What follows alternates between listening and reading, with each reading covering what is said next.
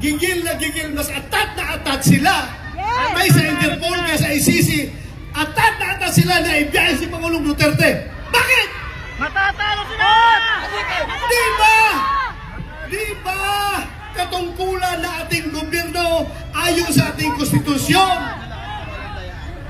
to protect, to serve and protect the Filipino people.